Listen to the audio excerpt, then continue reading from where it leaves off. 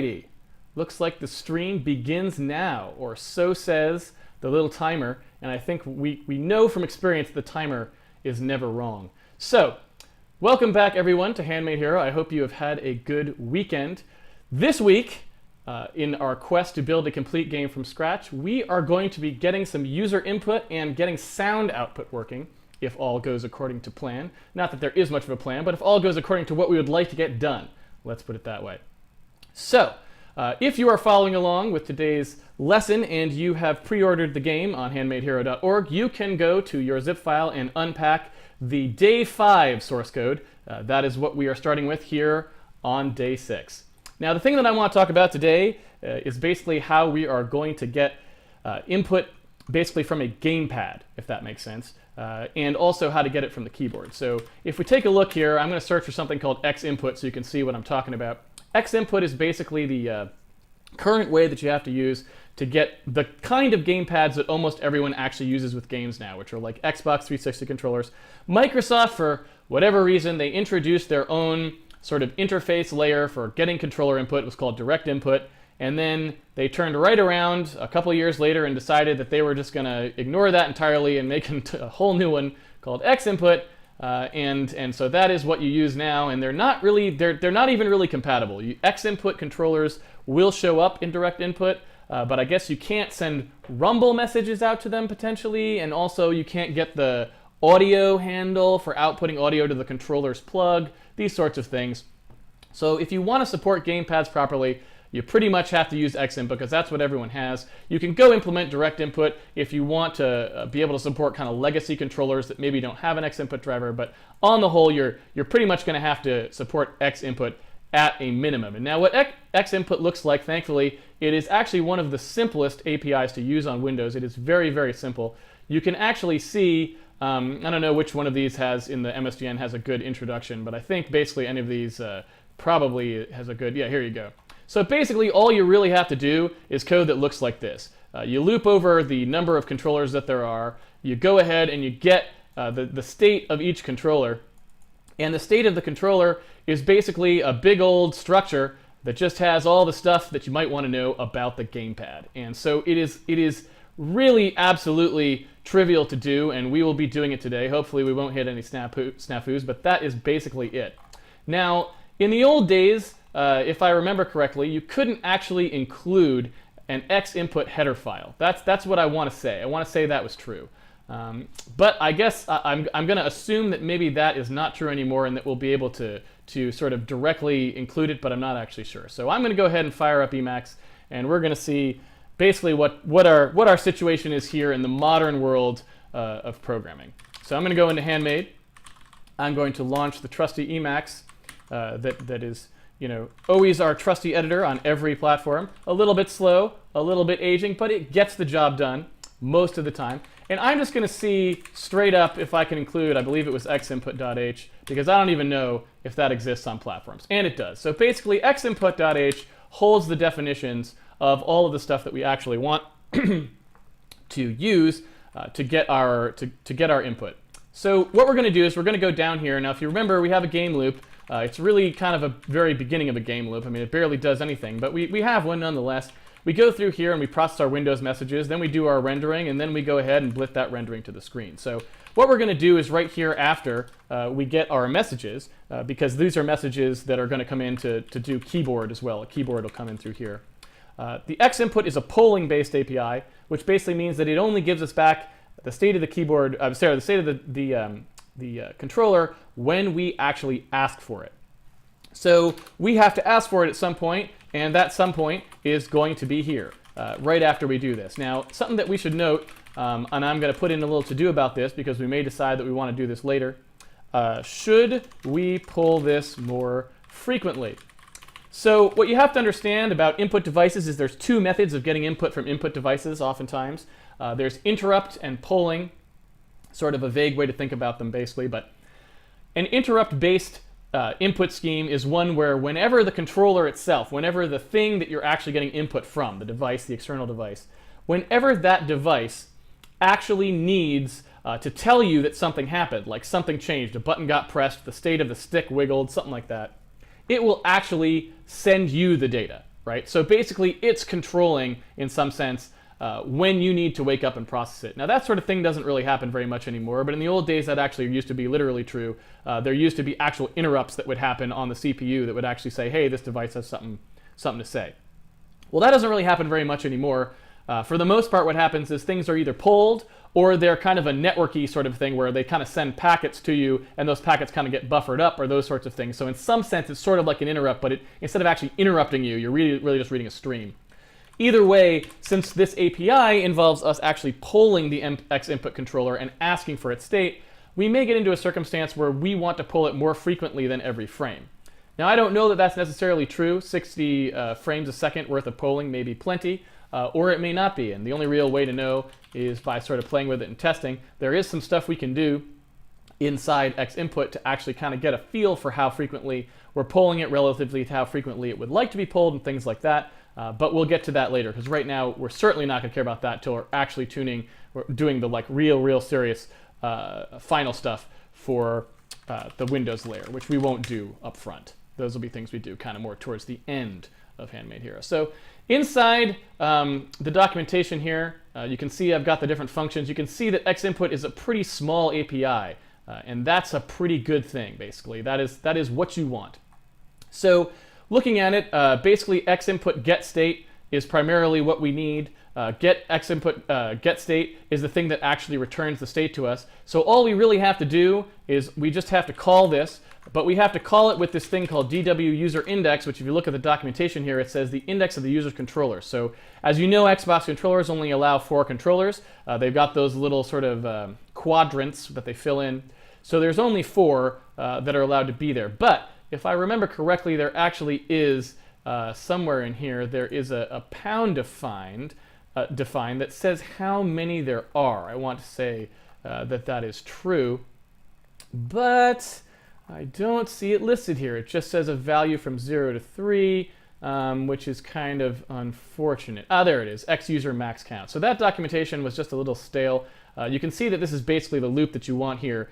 You go over each of the controllers, and in case they ever increment the number of controllers that are necessary, we know that we would get them all by doing this. So we can just basically use that pound define right there that lets us know. Now, I don't really love I necessarily, so I'm just going to go ahead and say that this is the controller index, just so we know what we're talking about here. And then I'm going to go ahead and expand this out. So there we go. Now we are looping over all the controllers that we might possibly have. And now we are going to pass that controller index, and we are going to ask it to give it back the state of our controller. So this is the state right here, and we pass an address of that thing, and it will fill out that address for us. So there we go. That's basically X input. Now it's going to return to us a piece of information that's whether or not the controller existed, I believe, if I'm not very much in error. So let's take a look. Yeah, controller's not connected. So basically, if it equals error success, you gotta love things like error success. If it equals error success, then that means this controller is plugged in. And if it doesn't equal that, if it equals any other error message, then that means that the controller is not available. Now maybe that could be an error, maybe that could be that it's just not plugged in, but basically what happens is we can't actually do anything with this controller here. So that is actually information that we need. For example, we may want to show in the user interface that a controller has been unplugged. We may want to take action on that. So this is not necessarily just an error case. This is actually a case that we want to handle in the future. Right now we don't need to because we don't have any logic, but in the future we may want to handle that. Okay, so all we're going to do here is we're going to actually look at this controller state. Right? We're going to take a look at the sort of things that we can get in it. And if we go in here, I guess, let's see if I've got a good, where's a good, there it is, X input get state. So you can see what it's got here. It basically has a packet number. And again, remember when I was saying just a few minutes ago, I said that basically there's a concept of the device sending you pieces of information perhaps, or being pulled at a certain frequency and that sort of stuff. Well, this packet number is basically sort of increments every time we know about the state of the joystick changing. Now, I don't really know, since I don't know the internals of how X input works, I don't know whether it's the driver that's thinking about that, so that the driver internally is polling it more frequently and incrementing that, or whether the controller itself actually manages that. I suspect it might be the controller. I'm not really sure. Doesn't matter either way. Point being, when we pull the state, we get back a number that basically says what where we are in the series of state changes for this particular controller. So if we missed a bunch, if we pull it and it says 5, and we pull it again and it says 30, we know that there's a bunch of states that the controller went through, maybe buttons that got pushed or the stick got twiddled, that we never actually saw. And that would be an indication that we might be pulling it too infrequently. Now, it doesn't necessarily mean that, because it may be that it just gets sampled at a really high rate and we don't actually care about that because the user can't actually press and unpress the button at a rate that's that fast, or things like this. So we don't actually know, but at least it'll give us a little bit of an sort of an informational boost, right?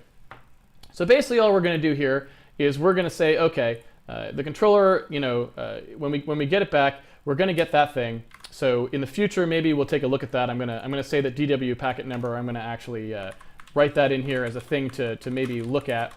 See if packet number increments too rapidly, and then we're gonna look at basically this gamepad piece.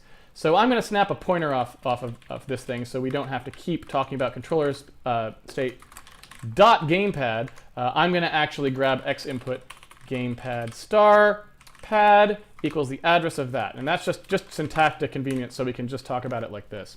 So the x input gamepad is the only structure we've got defined currently. As you can see, it's got a bunch of fields that correspond to the things on an Xbox gamepad. Shocking, I know, but that is all that happens. So W buttons is basically a bit field. You know those bit fields. Again, I think it's funny because people in the Intro to C stream were asking how often you do bit manipulation, and I'm like, we do it all the time, and man, we have done it a lot, and all we're doing is implementing the Windows layer, right? We've already done a ton. So that W buttons field, it's basically an ORed together version of these fields right here. Now it's a word, which means 16-bit. That's Windows for 16-bit value. Byte, 8-bit value, 8-bit value. Short, 16-bit signed, right? So we've got the buttons, and the buttons include the D-pad. Those are considered buttons, actually, since they can either, I don't actually know why they're buttons, because they're mutually exclusive. You can't really press the D-pad like left and right buttons at the same time, but there you go. That's how they work. We've got the start, back, the thumb buttons, like when you press them down, the shoulder buttons, you got the A, B, X, and Y, and then you've also got, on these things, the triggers are analog, so you know how far the user pressed them down, so those are actually bytes that range from 0 to 255, depending on how pressed they are. And then you've also got two XYs for the two thumbsticks, the left and right thumbstick. So, it's real self-explanatory.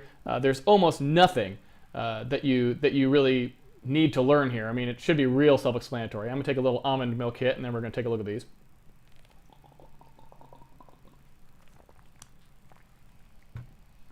Okay. So, basically what we're going to do here is we just want these things, out. And the question of what sort of stuff I actually want to get for this game, this game is kind of an old school game. So I suspect that mostly what we're going to be looking at is those 4 buttons, as I really don't know that we're going to want to do much other than the 4 buttons. And maybe the 2 shoulders, yeah, like the 2 shoulders, these buttons, maybe the start and end, I don't know, the D-pad. I'm thinking most of the stuff we want in here. Triggers is probably not going to be very useful for an old school game.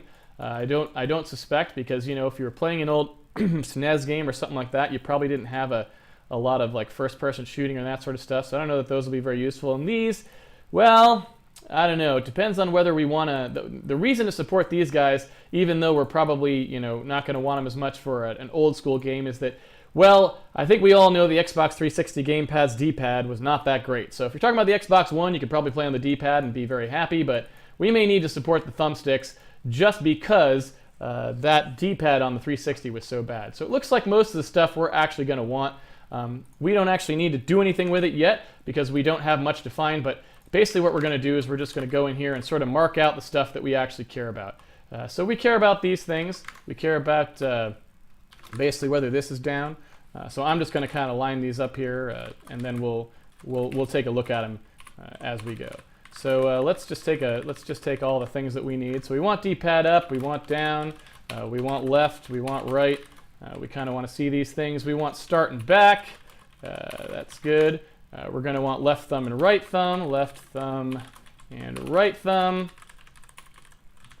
And we are going to want A, B, X, and Y, I think. Oh, not thumb. We're going to want shoulder. We don't actually want thumb. I don't think we want thumb. Thumb is always hard to press for me. A, B, X, Y. There we go. Okay, so we've got up, down, left, right, start, back, shoulder, left shoulder, right shoulder, A, B, X, and Y. So I guess we'll call these A button, just to be clear about what that is. There we go. So that would basically decrypt into Booleans, right? All the things we might want. I don't think we want those triggers, but we are going to want that left thumb, I think. We're going to want that left thumbstick. So we're also going to want here something that's basically the int16 of the, I guess the stick left, what should I say? Stick horizontal, I guess would be it, or stick X maybe, let's call it, and stick Y are the two things that we are going to want. So we're going to want to grab those out of the pad as well. S thumb LX and S thumb LY. Now the question of whether we want the right thumbstick or not, I think we're going to need those buttons, so no one's really going to be able to use it, so we can just leave it there. So that is basically, as far as I know, I'm trying to remember if there's anything else that we actually need. What did I do here? Oops, that D-pad's not supposed to be there. I'm trying to think if there's anything else we need. I didn't bother to delete the D-pad part of this, which is kind of a mistake. There we go. I'm trying to think if there's anything we actually need, but I don't think there really is. That's probably all we need to get out of these. And we're going to get them for each of the 4 controllers. Now we'll have to decide whether we actually need multiple controllers in the future, but that's basically what we're doing there. And the thing that you'll have to notice now is that X input get state is again something that we have to link with. Now, there's a little bit of a complication here. And I was trying to decide whether I wanted to handle this today or handle this in the future. And I think based on the time that we've got here, I think I probably want to handle it today. That's my thought because we've got a lot of time. And it's not that much work to get that X input get state. So you'll note that we've got what we had many times before here. Unresolved external symbol, X input get state, referenced in function, win main, right? And so basically that's exactly what we were talking about before. And as you know, I taught you what to do in this circumstance. You basically just need to look at the function, wherever that function is. And inside that function, it's going to have a thing down at the bottom of the MSDN documentation that will tell you what you need to link with. So you can see it here, and it's got it, right?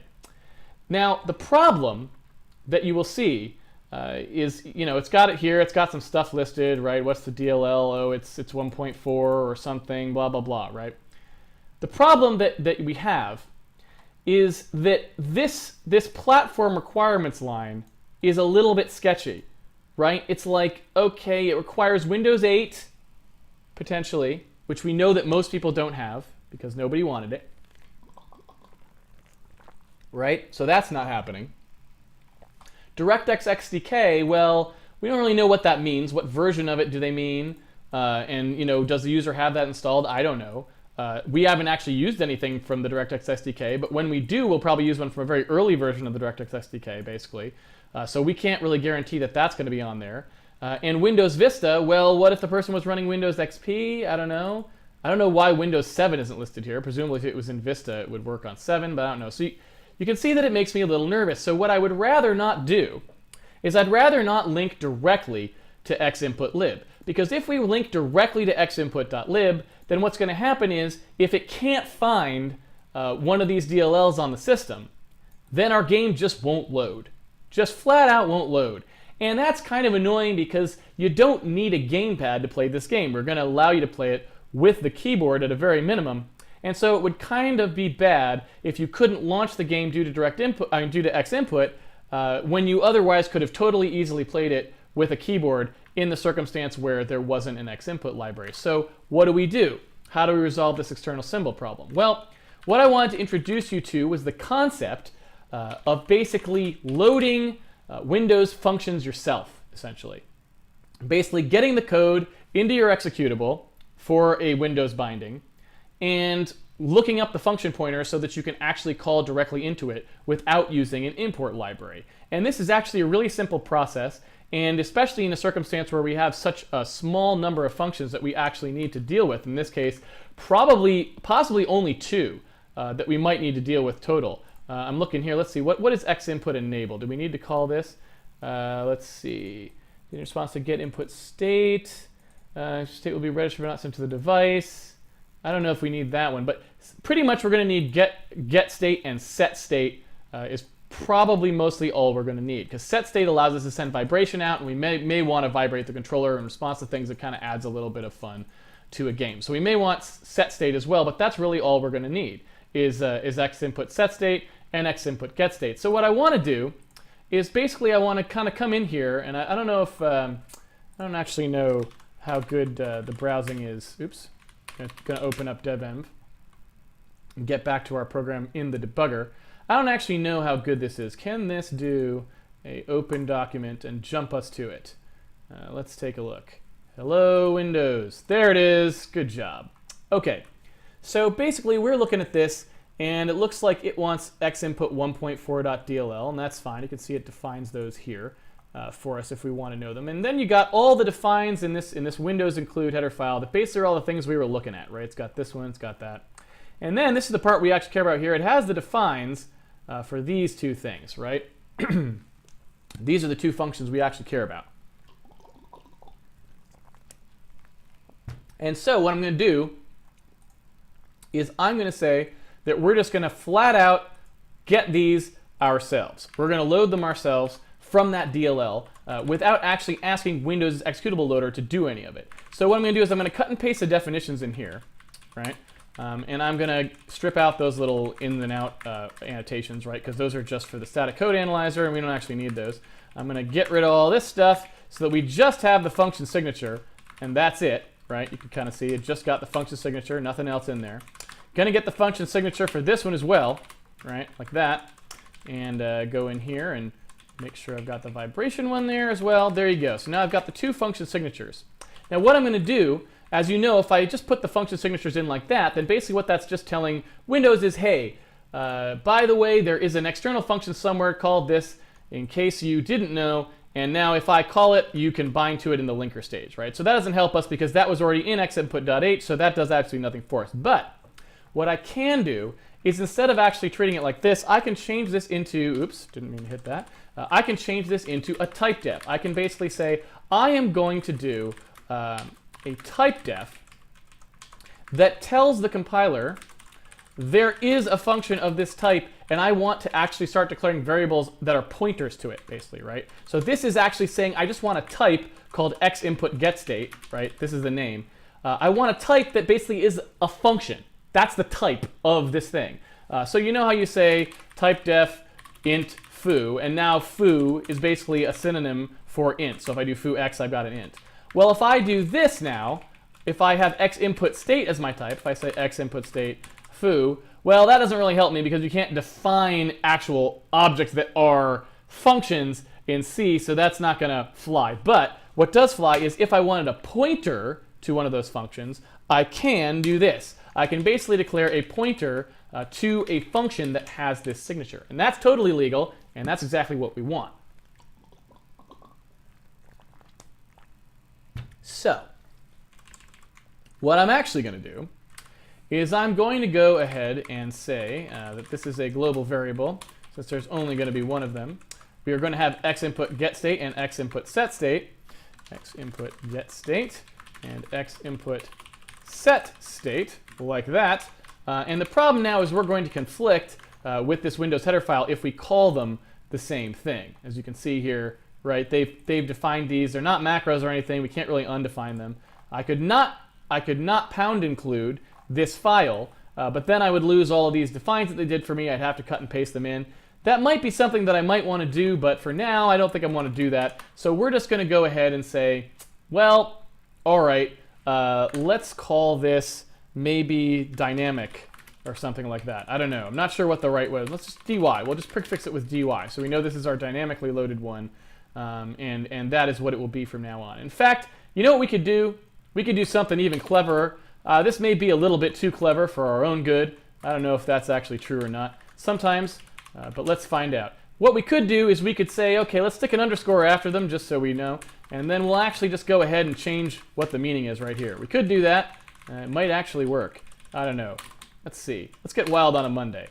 This basically says, all right, from now on, anytime you see this, change it into this. That way we can still use the real name, but it will always actually remap to our fake pointer. Yeah? Make sense? Hopefully that's clear enough.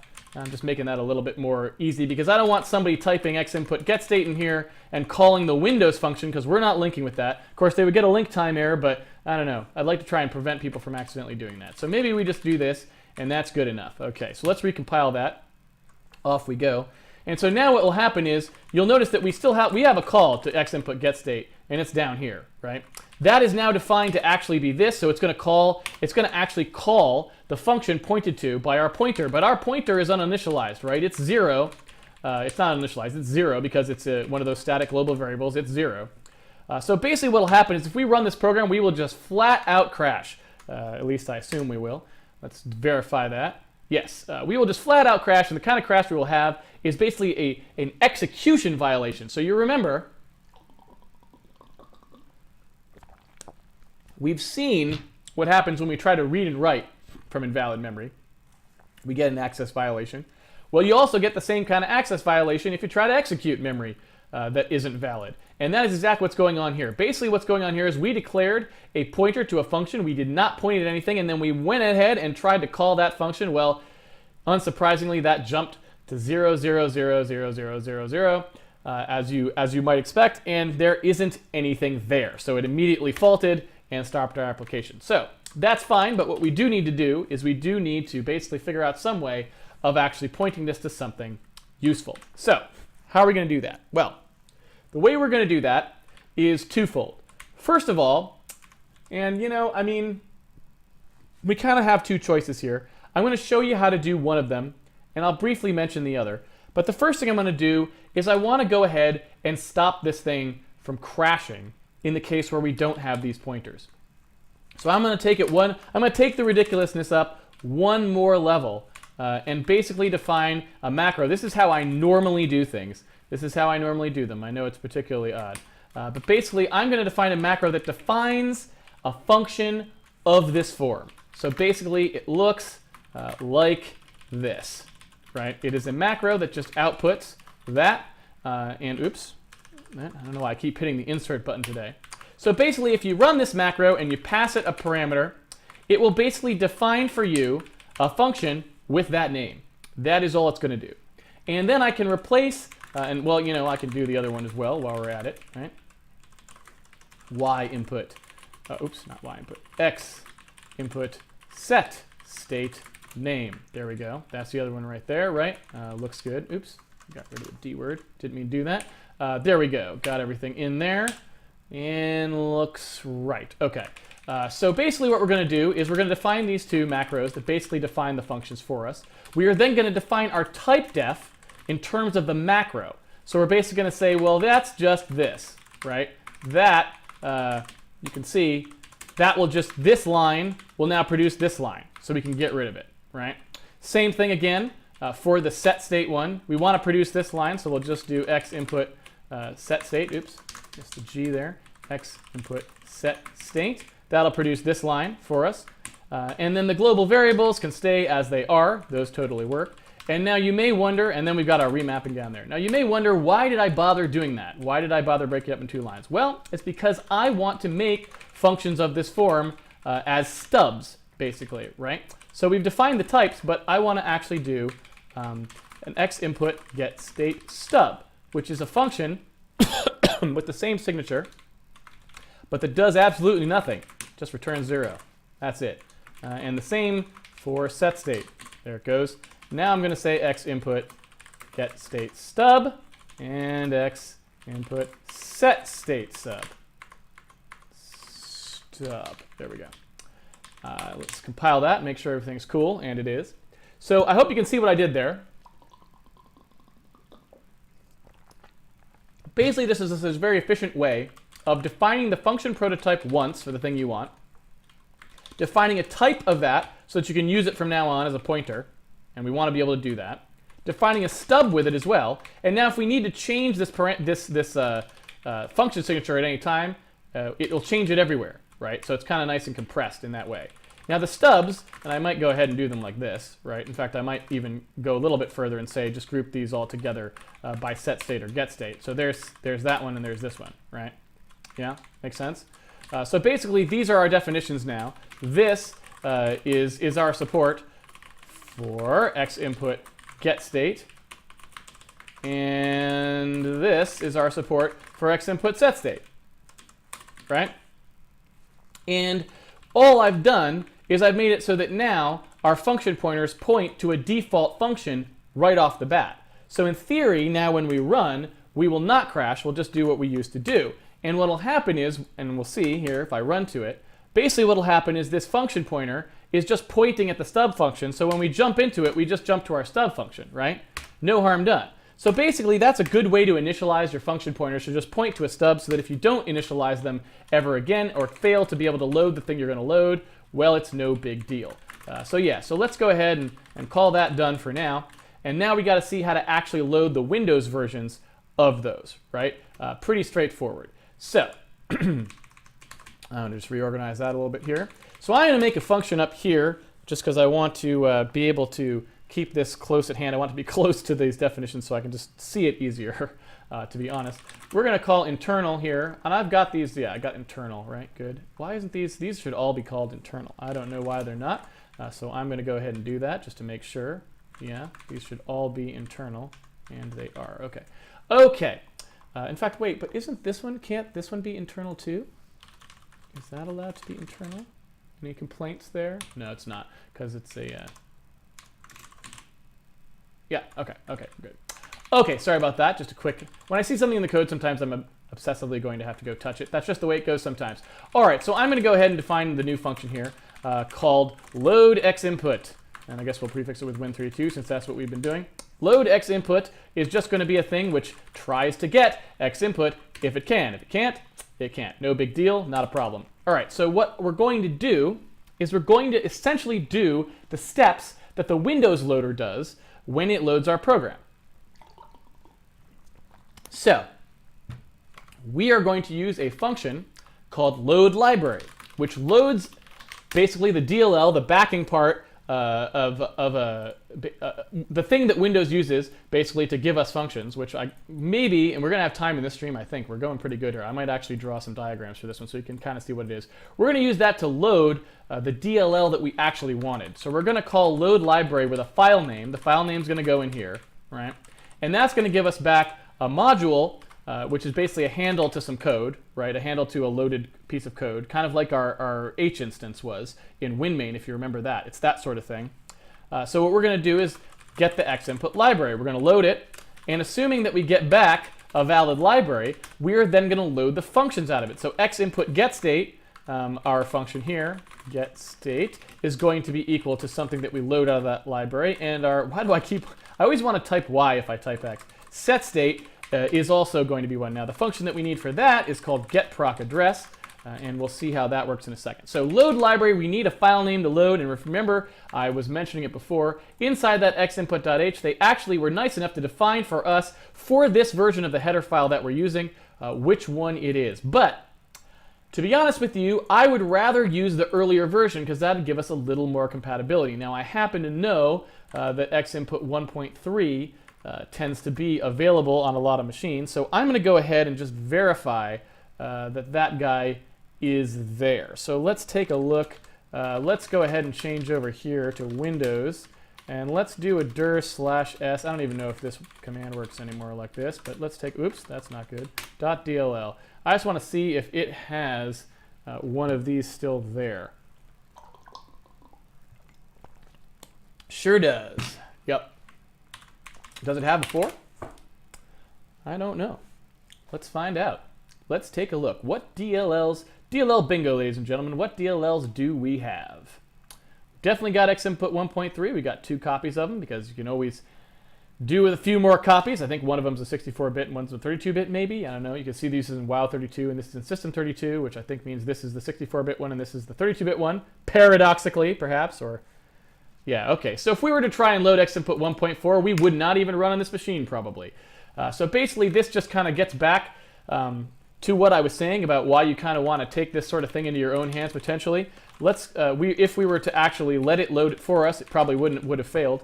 So I'm going to try and load X input 1.3 instead of 1.4 because that's going to be on more machines, and that'll mean you don't have to install a bunch of stuff to actually have our game work. So assuming we get that back, I don't know if you have to check for invalid handle value. It is null, so that's fine. So basically, we're going to load that DLL up. It's going to map it into our process virtual address space. We are then going to pass that handle to a function called getProcAddress. And what getProcAddress does exactly what it says. It gets the address of a procedure or a function. So if we look at that, basically all we have to do is pass the module and then pass the name of the thing that we're trying to load. So we are trying to load xInput getState and xInput setState. Now you will notice, since it does not know, getProcAddress does not know what the function signature is that it's loading. It can load anything, any kind of function. It's just going to return what is basically a void star. So we are going to have to cast the return of this to the type that we actually want, otherwise C will immediately complain. And we know the kind that we want, so that's pretty easy. We just do it like this, get input set state star. And that is that. So we're going to go ahead and compile that, and we're going to go ahead and see if that worked by stepping into it and taking a look at sort of what actually occurs, whether we get valid function pointers back from those. Oops. Of course, that'll only work if we call the function. If we never call the function, we're not going to get much help, I suppose. So that's kind of initialization stuff, so I'm going to just put that right here. First thing we do, we're going to try and load it. If we can, we can. If we can't, we can't. So let's go ahead and see, can we load it? Loaded just fine, looks like. So we go in here, we'll call getProcAddress. Did we get an address for that? Let's see. xInput getState. What happened there? Oh, right, it's an underscore. Sorry. And xInput setState. We use that macro trick. Makes things a little more complicated in the debugger. It's true. So it looks like we got both of them. And you can kind of see now, if you look in the watch window, it's kind of interesting. The watch window is actually smart enough to tell us that these are now pointers into the xInput 1.3 DLL portion of our memory space, right? Which is kind of cool. So we've got them now. Let's see if we can run with them. We can. And so in theory now, we are actually getting back from Windows the actual state of the controller, which means if we wanted to, for example, we could make it so that something was predicated on that. We could make it so, for example, that we do this little thing here, like we add Y offset. Maybe we will only add Y offset if one of these is down, right? Since this is just our little thing that we play with anyway. Maybe we'll go in here and say, well, if the A button is down, right, let's add to that, right? And there we go. Now, if we're running, we should see no actual Y motion, and that's true. And if we had a gamepad here, which you know what? I don't see any reason not to run into the other room and get a gamepad and test this out. I don't really think there's almost any chance that there's anything wrong here. It's such a simple API, but you know what? Give me 1 second. I'm going to go grab one. Plugged in my TV.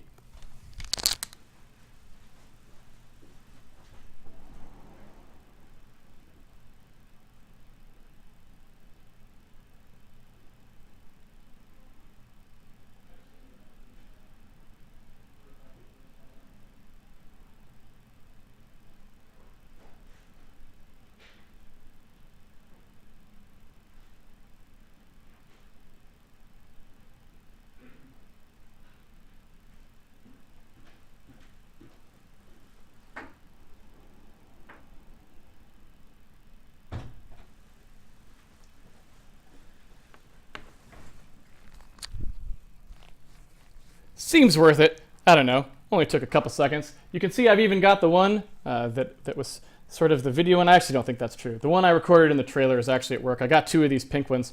I bought them one time. I bought 2 pink ones and like a green one. They were all they had left at the Target downtown. We were trying to play a game called Gang Beasts, and we wanted extra controllers. So let's take a look and see. I don't know if this is going to work here. It doesn't look too promising because it's not actually lighting up for me, which does not fill me with much hope for the fact that it's actually working properly. But what are you going to do? Let me try plugging it into the actual PC down here. Ah, there we go. That had a little light flash on it. I don't know. That might indicate something good. Not actually sure. Well, Yeah. Well, I don't know. I tried. Let's see if we can get this gamepad working. This doesn't seem like it's going to be much to do with... Oh! No, that actually does. There we go. Okay. Totally good. I guess you just have to... I don't know. I don't know why the light... You can see the light just came on. I don't know why the light wasn't actually on originally. I thought that it would just be on when I plugged it in. But maybe you actually... It might be that you have to actually load X input for it to actually go on or something sometimes on older versions. I don't know. Normally when you just plug it in, it just works. But I guess because this machine perhaps doesn't actually have the little X input helper, the little X box controller app or whatever, maybe it doesn't. But that's pretty good. That was it for controller support. I mean, you saw that was like hardly any code, right? And we did it the hard way. We did it loading it ourselves. But you can see, I don't know if you can see there, when I push the button, it totally works. So we're basically done. I mean, that's the controller input. There is nothing else to it. We can go ahead and send Rumble back to it, so I guess we might as well. I don't know what else to say about it other than, hey, that when you actually make a good API, ladies and gentlemen, which X input actually isn't that bad. It's got a few things that are kind of annoying, but on the whole, it's pretty easy. Look at how easy it is for people to program, you know? It's a good thing. So I guess what I could do here is just call get X input set state just to verify that it sort of worked. I could go ahead and just send that to the 0th controller. Yeah, and we'll just send some Rumble level out to it just to verify that it's actually working, and then we'll save that for some other time later when we actually have some really coherent thing that we want to do with it. So I'm going to go ahead and look up X input set state here just so I can see what the parameters are of that structure you got to fill out that it passes to it. X input set state. So it's called an X input vibration. Let's take a look here. X input vibration, and it is just left motor speed and right motor speed. That is it. All right, well, that should be easy enough. So let's take a look. Vibration dot W left motor speed equals something. What is it? It's a word. All right, well, if it's a word, I mean, clearly, if it's a word, we're going to want something close to the highest value because we want some serious rumble on here, right? That seems to me like a good thing. Maybe not quite the highest, not 65536, but we're up there. And let's take a look and see what happens here when I run that. Look at that! Vibrating nicely. I don't know if you can even see it vibrating, but it is definitely vibrating. All right, well, there we go. That was the adventure of X input.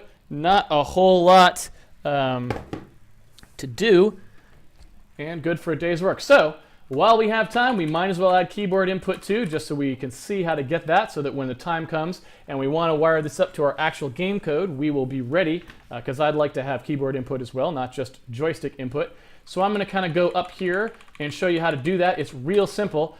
Basically, for the kind of basic keyboard input that we're looking for, there's a more advanced kind we'll do when we do like the shipping version of the Win32 platform layer, which is way down the line. Basically, there's a thing called raw input that we would use to be able to handle multiple keyboards that are mapped to different players, which almost nobody supports, but you can do it. And we might as well do it.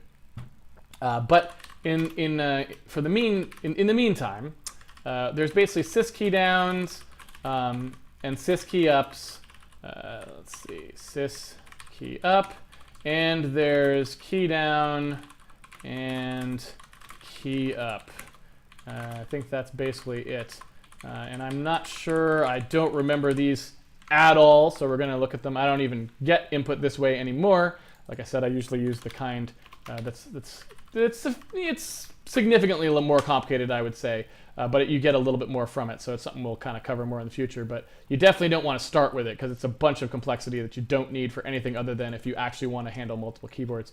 So let's take a look here. So in sys key down, the W param is the virtual key code.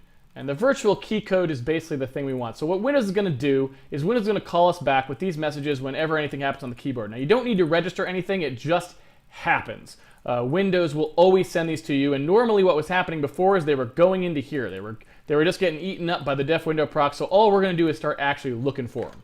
That's it. So basically the W param is the virtual key code. The W param is the thing that comes in here. It's just an anonymous parameter that depends on what message you have. So the virtual key code is this. So let's go ahead and mark that off. Is that true as well in sys key up? Let's see. sys key up. Yep, it is. Let's look at key down. And key down message. Let's take a look at that. The virtual code of the non-system key. Yeah, so basically it always is going to come in with the VK code there. So that is exactly what we wanted. We want our VK code. Now I'll tell you what a VK code is in a minute. But for now, suffice to say, it's just a thing which tells you which key it was. But there's also this other thing, which is the lparam. And the lparam basically tells you some additional things about the what went down, basically. And so there's the previous key state, which is bit 30, right? So if you shift 1 up by 30, you get bit 30. If we take a look at lparam ANDed with that, that tells us whether the key was down before the message was sent or up before the message was sent. And so I don't know why you would receive key down messages if the key was already down, but it may be because of key repeat, if that makes sense. Like, you hold down a key, like this, and it keeps going. I think that might be the case, and we'll double check that. But for now, let's go ahead and just say, okay, no matter what happens, we're going to get basically a VK code out of it. We're going to see what the W param is. That tells us what key actually went down, and we're just going to look for the keys that we actually want. That's all we're going to do. We're going to take a look for those individual keys. And the keys that I actually want basically are VK. I think these are the way that they are listed. I'm going to see if there's actually a VK code listing somewhere. Let's see. VK code listing. Because I don't remember what they all actually are, because they have different names sometimes. So you can see, all right, so here you go in MSDN. There's a listing of all of the VK codes. And the VK codes are basically all of the codes that don't have direct ANSI mappings. So basically, you remember the ANSI key code stuff we talked about in the Intro to C stream? Well, basically, all of the ANSI keys actually map to their actual ANSI equivalents, right? So if you actually in C, if we wanted to, let's say, test for the W button, you could actually just do that, and it would work. At least I believe it is always the capital. Yeah, it maps to the capital, if I'm correct, if I remember correctly. Yeah, that is the W key, and we'll double check this to make sure it wasn't the lowercase and I'm totally wrong. Well, you know what? We can just do it right now. Output debug string A, W. Very exciting. All right, let's go ahead and run this and get this window over to the side there. Where's our output? There's our output. W, there it is. You can kind of see it Wing out there. Always good. So that's all we really needed for any of those. So if we want WASDF, basically what we're looking at is just something like this. Really, really trivial code here. Nothing particularly interesting. So if we want the full complement, let's say WASD, and of course the ubiquitous Q and E. You always need those special options. That is basically that. Nothing particularly interesting there. And then we just need to know stuff like, say, the arrow keys, maybe the space bar, and then probably escape. That's kind of the stuff that we would expect to get back in a game situation. I think that'd probably be pretty good for now. So we've got Q and E, and then we go in here. We're going to need VK up, VK left, VK down, VK right, VK escape. Is it escape or just esc? I wonder. I don't actually know. Let's take a look here. You can see these left, up, right, down. There's home and end and all these other good things. VK escape. So it is escape fully typed out. And then what else did I say? Space bar is a typical one. Is the space bar mapped to just space, or does it have an actual space in it? VK space. There we go. So that's it. That's basically all there is. And those are all the key codes that we might want to handle. Now, what we're going to do with those is going to be determined once we actually get our game stuff working and we have a place to wire input up to. But I just wanted to show you,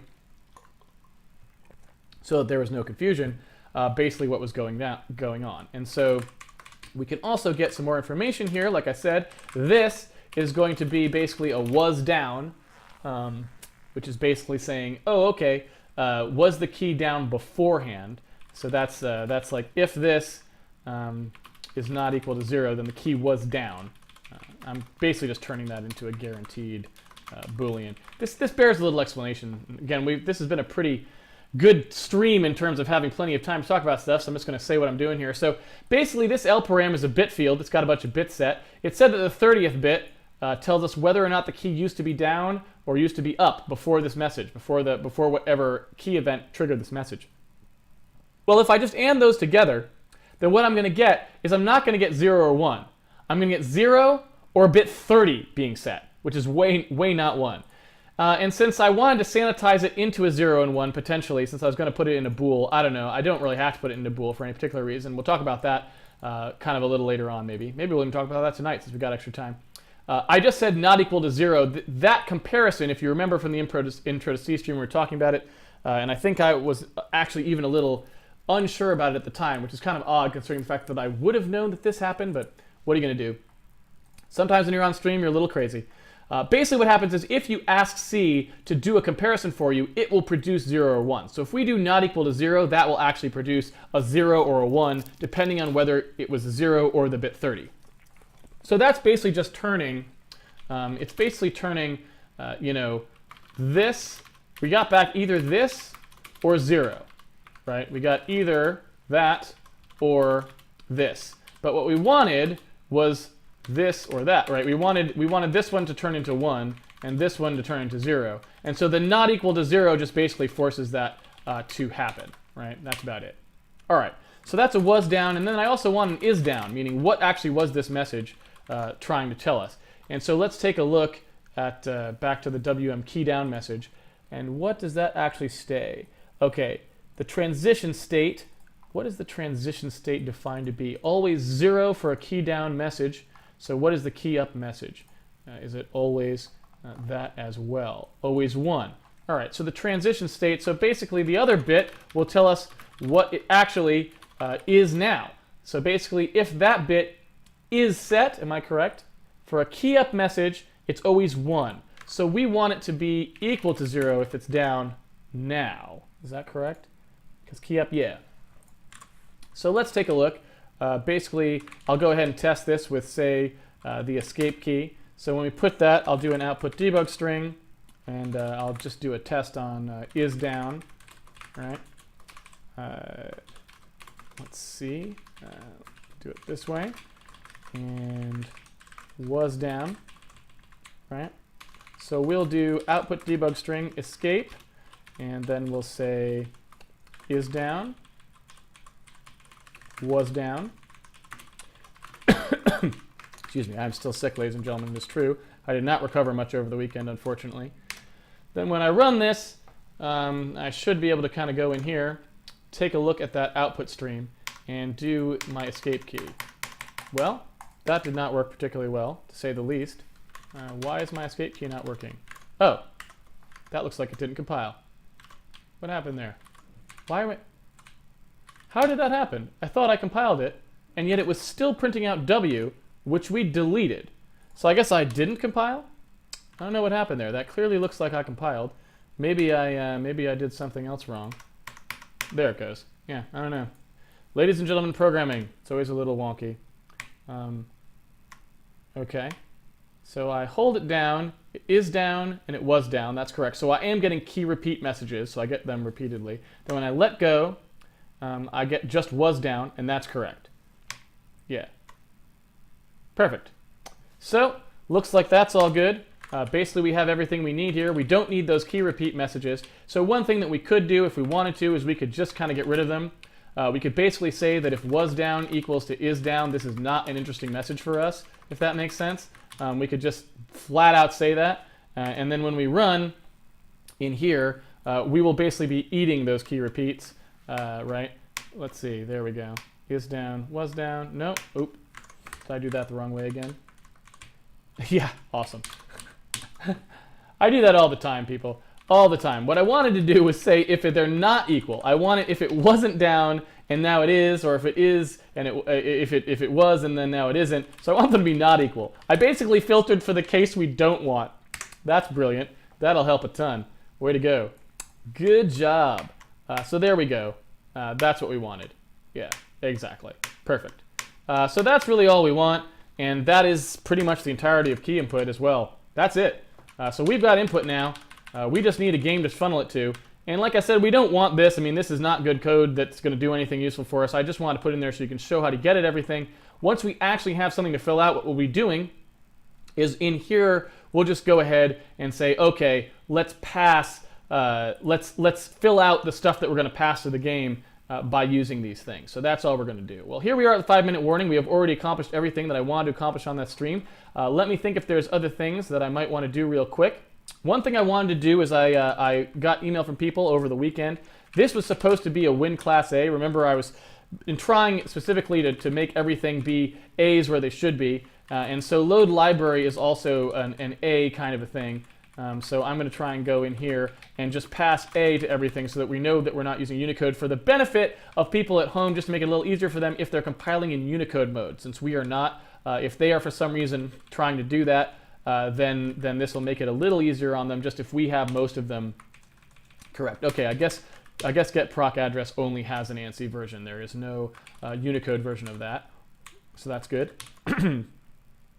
All right, that's all set. Let's take a look and see if there's anything else here that I wanted to take a look at. Yeah. So there is one more. One of the things I was thinking about over the weekend is and I asked some friends about it too, just to be sure. I decided I don't really like this passing by value. I mentioned it real quickly. I was talking about passing Win32 off-screen buffer by value, and really passing something by value in the hopes that it's going to optimize stuff when it's that big, when it's something that large, that is a fairly large struct. It's more than it's not like a tiny little struct. It's fairly sizable. I think in general you're counting on inlining. You're counting on the optimizer inlining this before it's really going to get a win out of that. And if it doesn't inline it, then it's going to be a problem because it's going to force copies and stuff like that. So I want to actually go back to the way I normally code. I kind of did that for the benefit of the people watching. But honestly, it's not something I would actually do. So I'm just going to go ahead and change it to the way that I actually do things and not try to be overly clever on the stream. I think that was a mistake.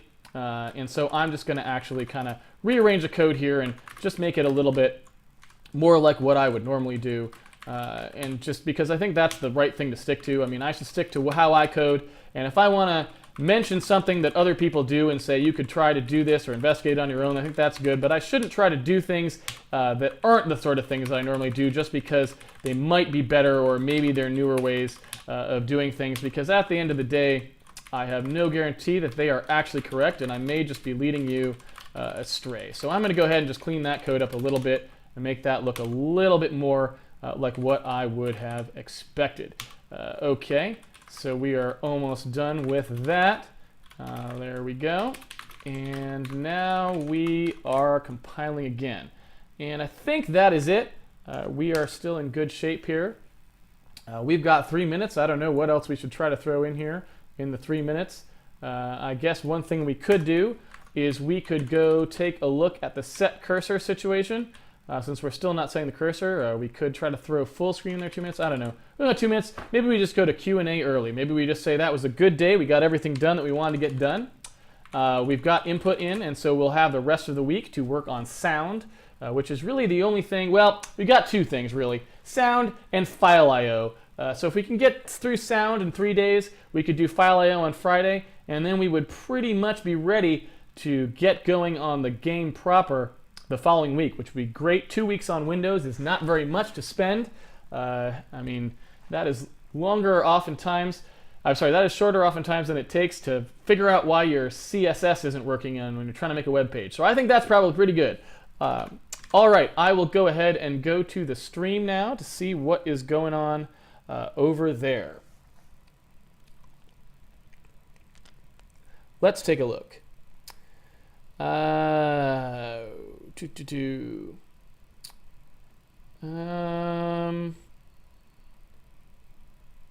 you write a driver to make it work? Okay. lparam 30 is always 1 for WM key up. Yes, that should be true, but that's okay. We don't care. I'm not sure why that would matter. That we don't actually care if that's true, right? Because we just want to make sure that we're turning whatever these 4 messages, these 4 separate ways that Windows is going to tell us about key events. We just want to make sure that we turn them into something reliable. And whether it was down and whether it is down are usually pretty reliable things in my mind, because it kind of lets you know which direction you're going. It kind of makes it so that no matter what the message was, you end up with a stable state that you can record in here. So that was just kind of a way of decrypting that into something easier. Okay. Not a criticism, why uppercase variable names. Really, it's something that I got in the habit of doing at my very first thing, which is when I was programming with Chris Hecker, actually. There is no reason for it. It's just how things were done, and that's what stuck with me. I don't think there's a right or wrong way to capitalize your variables or anything else. Okay. Can you explain your macro and referencing the X input functions again? I certainly can. Let's see here. So, in here, what I did was I said, well, this is the function prototype that Windows made for X input get state, right? This is what it looks like in the Windows header file. So what I did is I replaced the name X input get state with basically a macro parameter. So that allows us to make as many functions of this signature as we want just by using this macro, right? This macro will basically generate the function signature and swap in whatever name we give it. So to define a type that is that signature, right? The type is this function signature. I just do type def, then I let the macro expand this thing out with the name that I want my type def to have, right? Then I do the exact same thing to generate it again, only this time with a different name, and that generates the function, the actual header for my function, which I then have return 0. Finally, I make a global variable that points to it, and then I define basically X input get state from now on to to use my new pointer that I declared, because I can't undefine the one that Windows had, so I just renamed basically everything from here on out to use this one. There's really nothing magic going on here. It's, I guess it is something that only I do, because I posted, or maybe other people do it, but I've never heard of it. It's basically something that I posted in one of my Windows dev blog entries, and I got email from people going like, I'd never seen that before. That's pretty cool, or something like that. So I guess it's not that common, but it's the only way I ever do it. So the only way I ever do function pointers is I pound define a thing that generates the signature. I type def using that macro, using the pound define. I make the type def to the type. I define the pointer by using that new type def, right? And I define the stubs by using the macro. It just works really well. Because it works especially well, you'll see later on, when we want to do dispatch tables or something like that, and you've got a lot of functions that all have the same signature, and you want to be able to change them trivially. Having them all go through this macro means you can just change one line and have all your functions have new function signatures. It's pretty cool.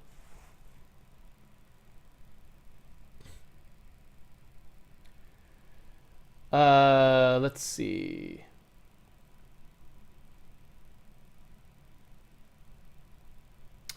What's the size where copying becomes problematic for a struct? I don't know. You'd have to time it. It probably depends on the platform. But in certain cases, like for rect, for example, we still were passing that one by value for a while. And earlier, we're not doing it anymore because we don't pass the rect to anything. But something like rect, where it's 4 32-bit values or something like that. Let's take a look. I don't actually remember. I think it's 4 32-bit values in a rect, right? Yeah.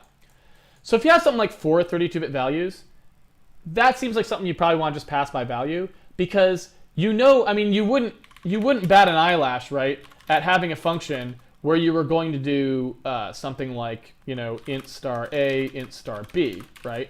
But in 64-bit code, that right there is 128 bits, which is the size of the rect struct. So it's really not a big deal with something small like that. But once it gets big enough, yeah, I would say, don't risk it, pass a pointer. Now the problem is, how do you know where that breaking point is? And the thing that I want to emphasize, this is something that I actually wrote down here that I wanted to talk about, and I'm glad it came up because I was going to kind of force the issue here in the Q&A if it didn't. But basically something that I want to get across that I didn't do a good job of getting across in fact, I probably exacerbated the situation last week, is don't think about optimization at a low level until you actually are optimizing at a low level.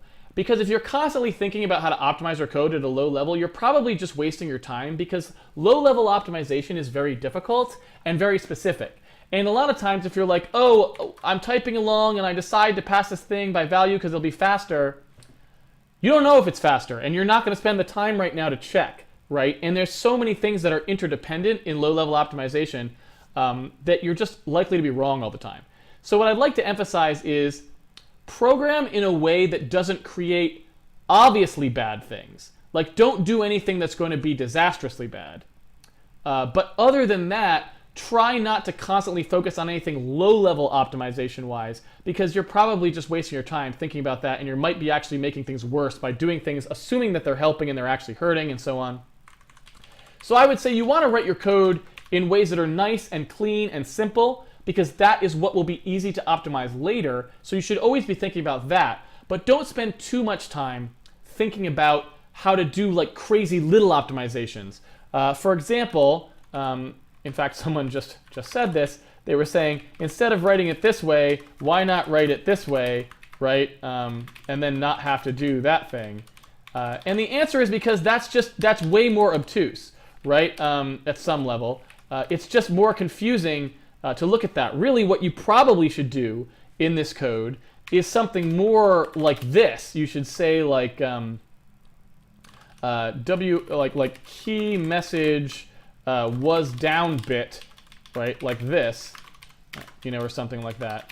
And just so that you actually are testing against things that make some sense, if you know what I mean. This is probably an even better way to write this, because the compiler is not dumb, and it's probably going to be able to generate the right code out of this either way. So, you know, that's just a cleaner way to do it, in my opinion. Yeah, I don't know. But either way, I don't really care. Again, like, you should write those sorts of things however you want to write them. Whatever makes it cleanest and easiest for you to understand and remember, because this is the kind of thing that really just doesn't want to be done at this stage in the code. If you are thinking about how to write this more optimally, you are totally wasting your time. Because A, the compiler will probably do the right thing no matter what you write on that line, because it's so simple. And B, if the compiler isn't doing the right thing, rather than guessing what will be the right thing to make the compiler do, you actually should, if you're like, I'm going to optimize this now, you should look at the assembly, see what's generated, verify that the thing that you're writing is faster, and then you know. And so I really want to make sure that people aren't getting hung up on this. I'm talking about low-level programming because I like the control, and I like to be able to do the optimal things, and we will be getting to those sorts of things. But I don't want to create some kind of a thing where people are thinking they always have to be thinking about exactly what the compiler is going to do and how to make it the most optimal, because that's actually going to cross into unproductive. So you need to know what your code is doing. You need to know what you're telling the CPU to do. But between you and the CPU, there is that compiler, and it will do inefficient things, and you don't have to always worry about wrestling with it. The time will come when we start to wrestle with it, but until that comes, you know, maybe just try not to fixate too much on it. Let's see. Let's see here.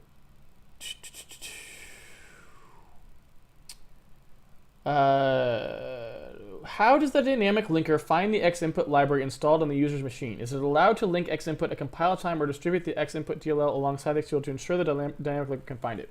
Okay, that is a good question. So basically what happens is when we call load library, it is going to look in a number of places. And in fact, I believe, and I don't know if this is true anymore, but I believe you should be able to actually read it out of the documentation here, because I think they actually document the series of steps it goes through to find the file. Now let's take a look if that's actually true. Maybe I am totally wrong about that. Okay,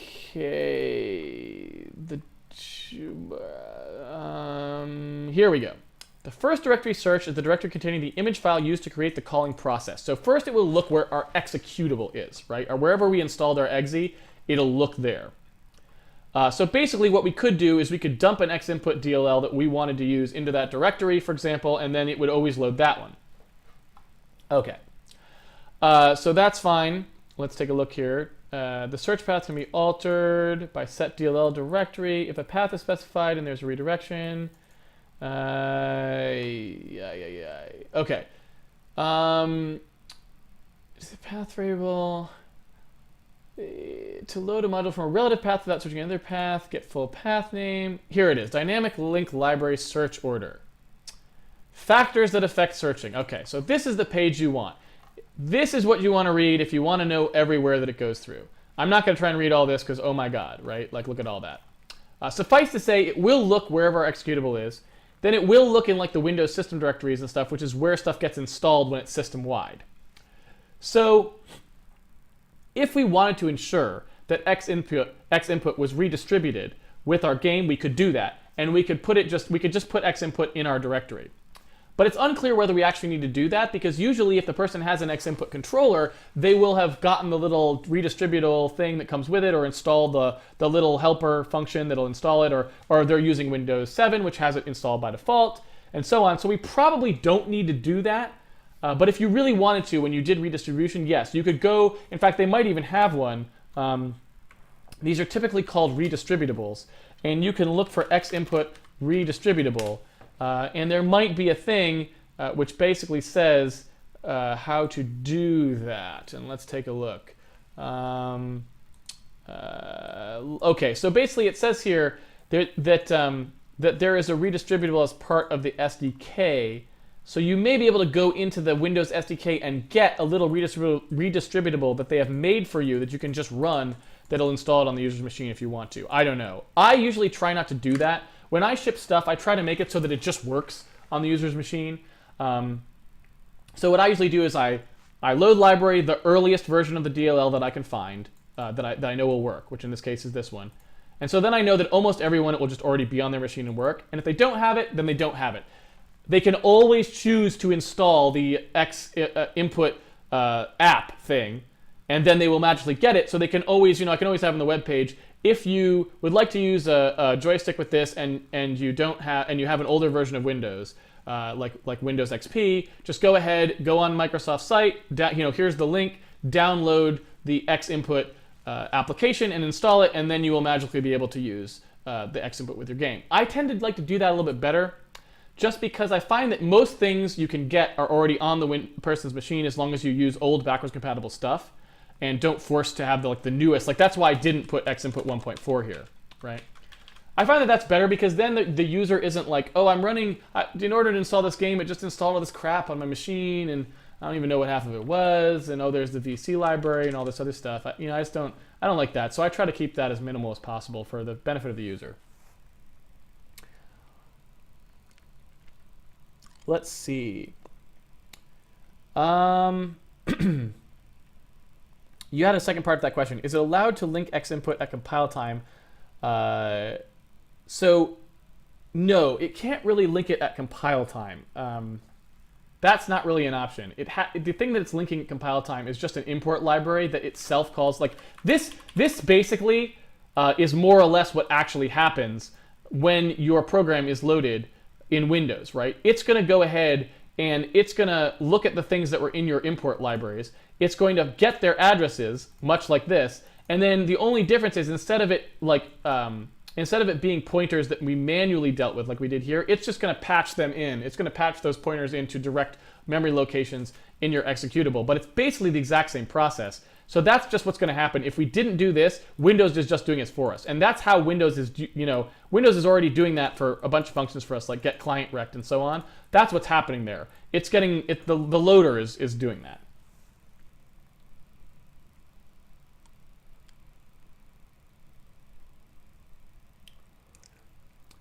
Let's see. There was a question earlier about why you chose an if-else cascade for key input instead of a switch statement. It's up for grabs. Okay, so basically, the reason I chose this is that I wasn't really trying to write any real code here. So basically, this is just going to sit here until we actually have something to pipe to, and we may well switch it to a switch statement. That would be totally fine. In fact, we can, you're welcome to basically recode it like this if you would prefer. It does not matter at all. Like I said, this isn't real code right now, just showing you how to get it out. I just want it to be there so that later when I go, okay, it's time to add input now, and we add it in the game, I can just go out here and I don't have to explain anything. I can just hook it up and we're done. So this is just showing, I was just trying to show people what comes in and how. So yeah, this is not a choice. It's not a smart choice or a dumb choice or anything. It's not even a choice. It was just saying, hey, this is how that would work.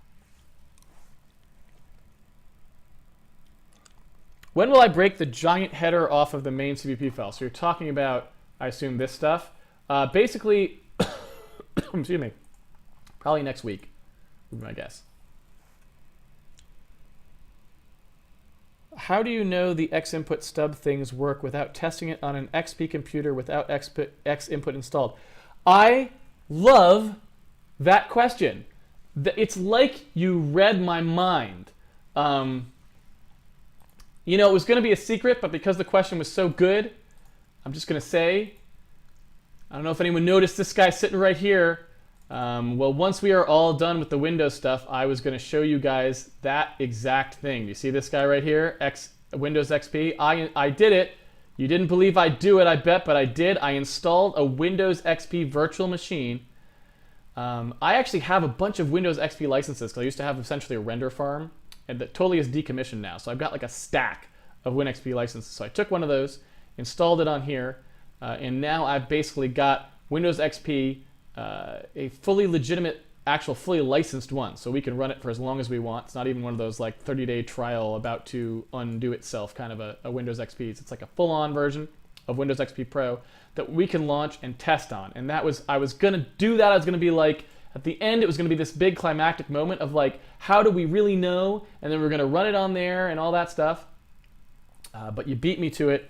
But it was such a good question. I felt like I had to let the cat out of the bag. Now, what I will tell you is, as of right now, there is absolutely no way that we run on Windows XP, I bet.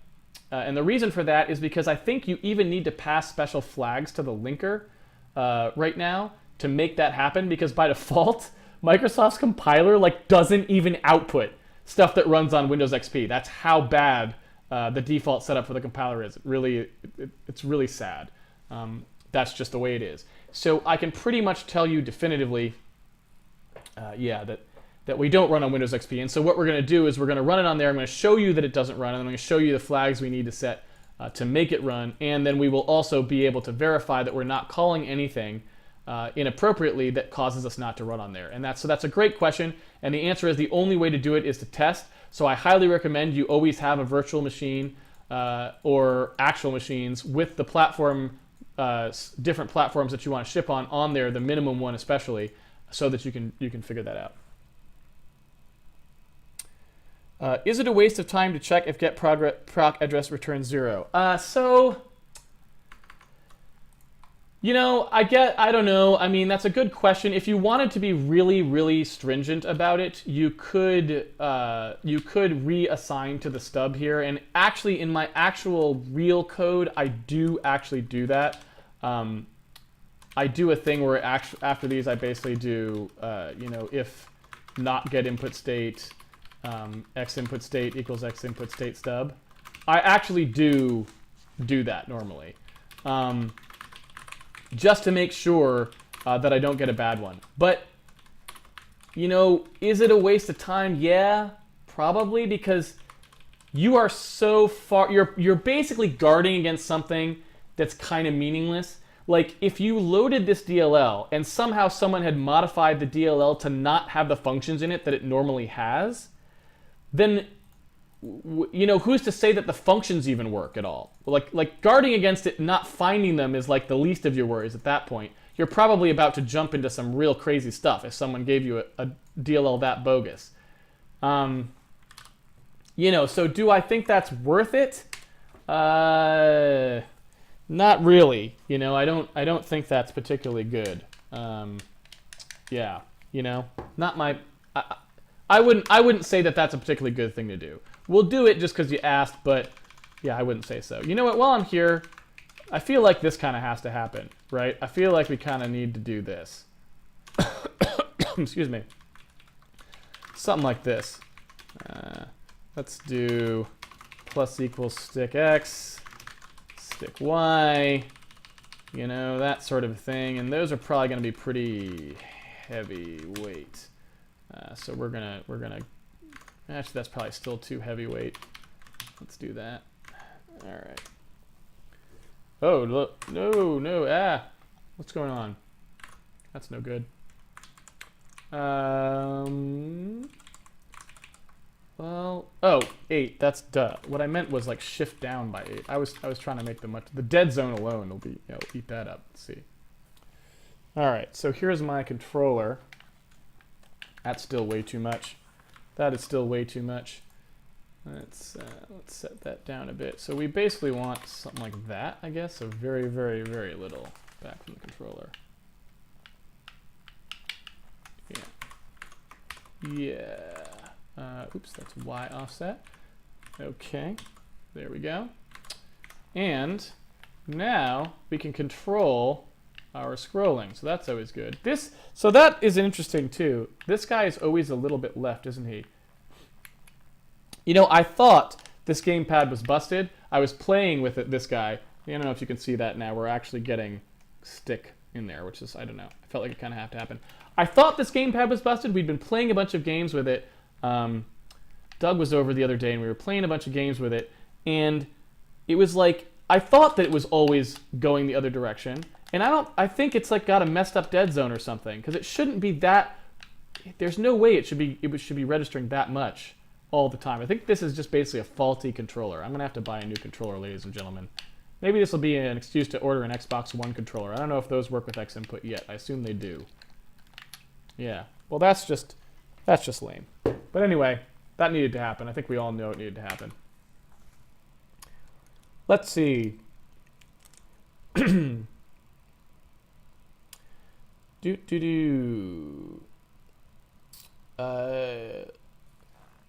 All right, we're kind of out of questions, so I think we mostly got. I think we've mostly got everything. Oh no, we got a little bit more. Let's see here. RAII has no impact on performance. I would disagree with that. I would say that RAII does have a large impact on performance. That is one of the main reasons that I don't use it. So maybe we can get to that some other time. Probably not a good time to do it, but yeah, that's what I'd say. Let's see. Where do the W param and L param come from? Well, basically what happens is Windows calls us back here, right? So if we were to set, in fact, we can just go ahead and do that. So if we were to set a breakpoint here, like this, we get into Win32 main window callback. Basically what happens is whoever was above us in the call stack is the person who's supplying this stuff. And that stuff comes from user32.dll, so this is some Windows code. The Windows code basically, you know, it's the thing, right? It's the thing that's calling us back and telling us what window, what message, and what WParam and LParam, what they are. Now the reason they're called WParam and LParam is because it wants to call us back at just a single function. But it has all these different messages that it wants to give us. And each message has different parameters. So it can't actually put the actual types in here. It can't say like int WParam and void star LParam or something. Or, you know, rect or something, rect star LParam. Because each message uses a different type. So basically what it's forcing you to do is use this message to go into a switch or some other thing and test where you are. Once you figure out what message you're at, it's incumbent upon you to basically decrypt those WParams and LParams, cast them to the right thing, or do bit operations on them to get out the values you need, whatever. That's basically what's happening there. And so the WParam and LParam are just basically anonymous parameters to, I think they're 64-bit. I don't know if they're 64-bit or 32-bit. Let's find out. Size of WParam. They are both 64-bit. So they're basically just two 64-bit values that take on whatever meaning they need to take on for the message in question. Let's take a look. Why did MS choose to use a link and import library approach like this rather than true dynamic loading? I'm not sure what you mean. Dynamic loading on Windows works is no less dynamic than Linux, Unix derived platforms. I'm not sure I understand that question. Sorry. Let's see. Will the game state be cleared once per frame? So I don't know exactly what that means. Resetting mouse positions, clearing booleans. I mean, some stuff will be cleared per frame if it's something that is only true for the frame. I'm not sure. Sorry, I don't understand that question necessarily either. Maybe wait till we actually get there, and then you can ask it more specifically at the time, and it will be clearer. Will you implement procedural generation? Yes. When are we going to get a Naysayer and Simulatori combination game? I do not know, but The Witness has both of our code in it. I mean, there's that. I think Braid even has some of my code in it. I think maybe the rounded rectangle intersection code is in there. I don't know. You'd have to ask John if that's still in there. I remember it was in there at one point. I wrote some rounded rectangle intersection testing code. I mean, it's like 60 lines of code in what's probably, tens or hundreds of thousands of lines of code for the game. But if all you care about is that you had a game by Jonathan Blow that also had some code from me in it, you already have one that you can play. What sound API are we going to use? Direct sound is what we're going to use. Will the OS free all heap objects on program exit? Yes. You do not need to free everything yourself. It will free everything. Let's see. On Unix, you don't need to link to a .lib file at all to use a .so file, whereas on MS platforms, you need a .lib file. I don't think that's true. That has not been my experience. In my experience, on both platforms, you can either use an import library and have it do the binding for you, or not use one and not. I mean, yes, you have to... Okay, so maybe this is what you're talking about. Maybe you're talking about the fact that you can directly say, I'm using this library, and you don't need a separate .lib that tells you what the import library is. But that's really a compiler thing. It doesn't have anything to do with Windows. That's just the way the compilers decided to output the executable stuff. You wouldn't have to do that, I don't think, if you didn't want to. The compiler could have just done it directly. I think it's just designed to save time, maybe, even. Because the compiler could just read the DLL and output the code to bind to the DLL correctly, just like it does on Unix. So, yeah. I don't think there's as much of a difference as you think there is. I guess that's what I would say. But either way, I'm not sure it matters. Like, it's really not a thing that affects anyone, as far as I know.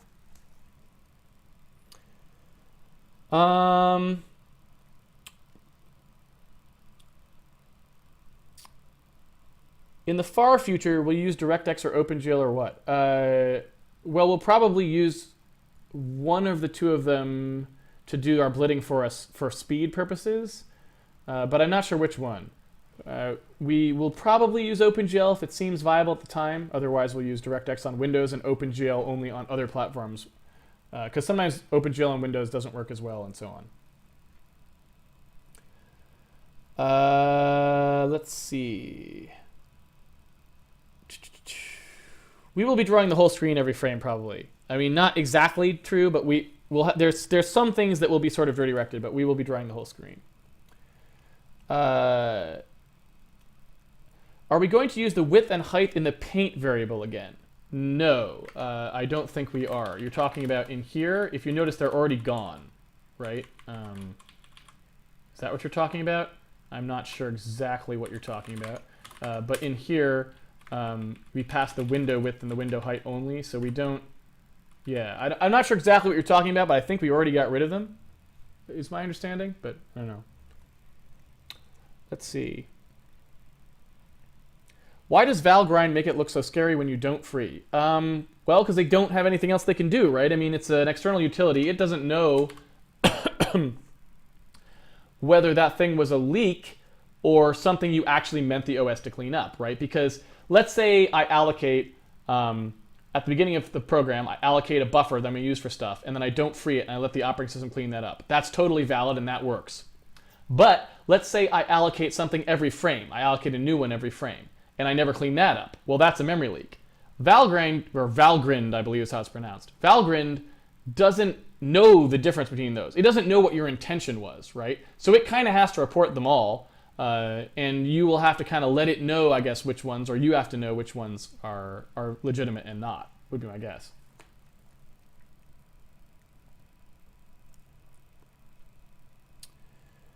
Let's see. It looks like WPRAM and LPRAM are 32-bit on XP. Yes, well, it's not really about XP or not. It's about whether you're compiling in 64-bit mode or not. So I suspect if you were using XP 64, and you were loading in the 64-bit mode, they would probably be 64-bit. It's really just whether you're 32-bit or 64-bit is whether they're bigger or smaller. We're compiling in 64-bit mode, so they're 64-bit. And we are basically at the end of the questions.